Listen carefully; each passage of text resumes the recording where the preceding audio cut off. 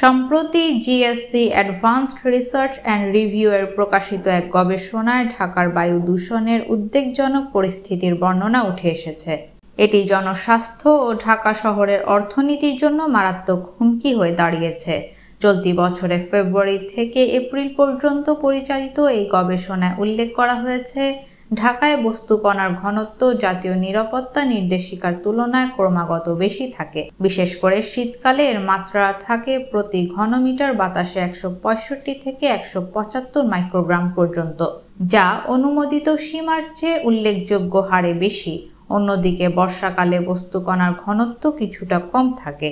এ সময় গড়ে প্রতি ঘনমিটার বাতাসে এর পরিমাণ 30 থেকে 35 মাইক্রোগ্রাম থাকে।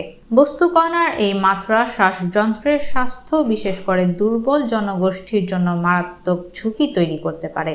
ঢাকার দ্রুত জনসংখ্যা বৃদ্ধি, দীর্ঘমেয়াদী ট্রাফিক জ্যাম এবং শিল্প কারখানার ধোঁয়ার সৃষ্টি করেছে, ফলে শহরের বায়ুর মান আরও খারাপ হয়েছে।